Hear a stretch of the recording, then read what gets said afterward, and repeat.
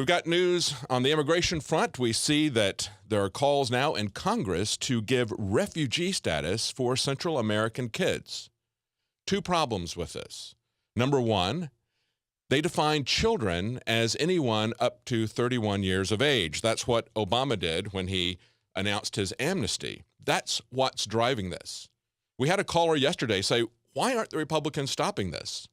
The Republicans want this. The Republicans, Boehner and others, are pushing for immigration. They're looking for any reason that they can get illegal immigrants legalized. And we see that in the news today as well. But before we leave this story, this is Senator John McCain telling Reuters that establishing refugee application programs in Honduras, El Salvador, and Guatemala, where domestic abuse, gang violence, and poverty are rampant, is the key to diffusing the growing U.S. border crisis. Really?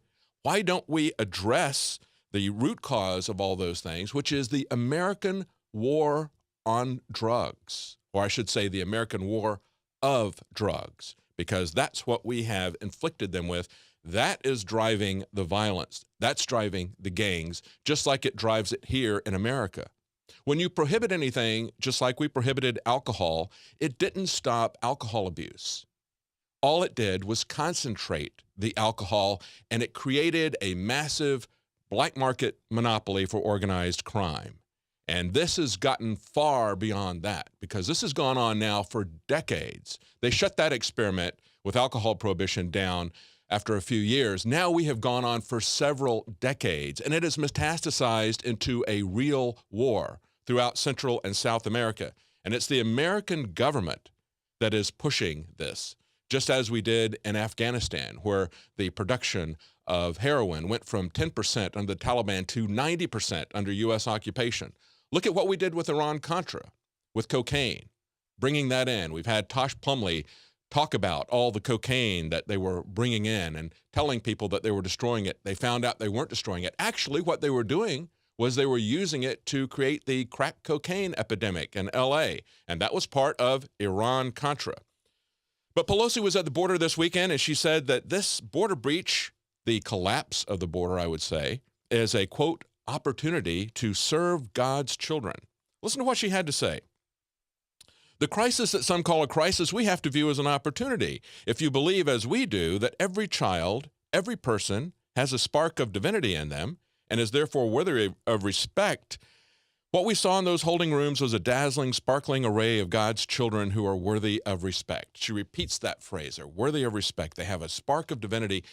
If she really believes that children are created in the image of God, then why does she push these abortion mandates? Why does she push abortion funding? Why does she allow children to be killed? Why is she so selective as to which children she gives respect and dignity to? Certainly none is shown to any of the children who are flying in at airports or who are stopped on the streets or other transportation hubs by the TSA. Now, she's not the only one who's talking about how this is not a crisis but an opportunity. Of course, General Petraeus has said that he believes that this is now, we're after America. We now have North America. That's what logically follows America, he said. This is NAFTA being brought into effect. As Petraeus said, they passed the laws 20 years ago, and now they're making it a fact. This is their opportunity. And this kind of global consolidation is not something that just the Democrats are pushing, of course. We have the GOP leadership pushing it just as hard. Look at this new House Majority Leader saying that first we have to secure the borders, then we're going to legalize the illegal immigrants. This is Kevin McCarthy, the guy that just replaced Eric Cantor. He said, this is an opportunity. Sounds familiar, doesn't it? An opportunity to negotiate for the legalization of illegal immigrants, but only after the border is secured. That's right. And of course, in Fairfax County, 40% of the kindergartners don't speak English. The class of 2026. We were talking just before the break about how Nancy Pelosi came to the border of Texas and was talking about the dignity of the children, the respect that they're due, how they had the light of God in them. And of course, we recognize that everyone has basic human rights that need to be defended. But we also recognize, just as she said she'd like to take all of them home with her and wasn't able to, it's just like when you're in an airplane and they tell you that if there's an emergency, the oxygen mask is going to descend. You need to put that oxygen mask on yourself before you put it on a child that is traveling with you. If we allow them to collapse the American economy by collapsing the border and bringing in children from all over the world or immigrants from all over the world, we cannot provide for them any more than she could provide for all these children in her home. She says she wishes she could take all of them home with her. Obviously, there are practical limits as to what we can do. And one of the things that we need to do is remove the conditions that are driving people into this country. And that is the war on drugs. That has ravished Central and South America. It's going to get worse here in America. It's the basis of the police state that's been going on for a long time. Now they're pushing that up into a war of terror. And both of these are being fed by open borders. That's an excuse for them to come after us. Now, of course, they don't give us freedom and dignity within this country. They don't give it to children, and they don't give it to adults. Look at this article here. Professor body slammed by a cop for refusing to show her ID in Arizona, one of the points of entry. Let's take a look at this video. Stop fighting me and put your hand behind your back. Get up! Stop touching me! Put your hand. Stop! Put your hand behind your back. Slams her to the ground right there. Slams her right in the concrete. Orr's attorney says she's claiming self-defense. The professor now fighting a felony charge of aggravated assault. So now they're going to charge her with a felony. See, now a lot of people say, well, she was jaywalking, so now she has to show her ID. Well, guess what? There are people coming across the Arizona border in droves. They're committing a crime. They're coming across illegally.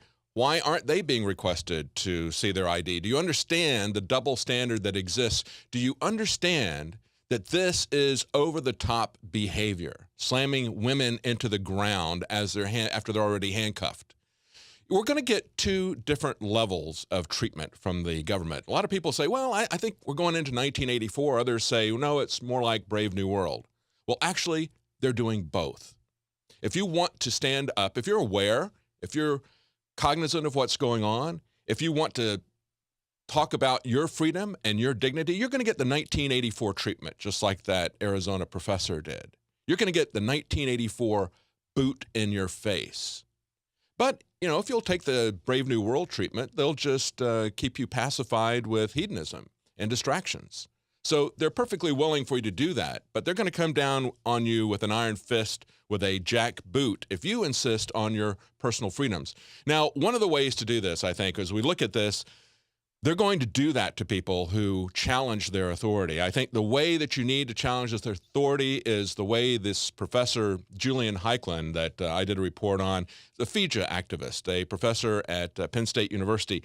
I want to talk about another Arizona cop. And, of course, this is a headline that's up on InfoWars. Sheriff Joe to Obama, deployed the U.S. military to Mexico. I don't think that's a good idea. Frankly, I'm not a big Sheriff Joe fan. I don't think he's any friend to civil liberties. He is one of the biggest cheerleaders for the war on drugs, which is destroying our economy, destroying our freedoms, creating this police state. And if we send people to the border, if we send the military to the border, that's what they called for in Rex 84, in Operation Garden Plot. That brings us one step closer to martial law. You know, men in power will always make two mistakes rather than admit to one. And it's a mistake to have a war on drugs, and it's a mistake to offer amnesty, which is what Obama did. We had Border Patrol agents saying, nothing has changed in Central and South America. What's changed is our policy.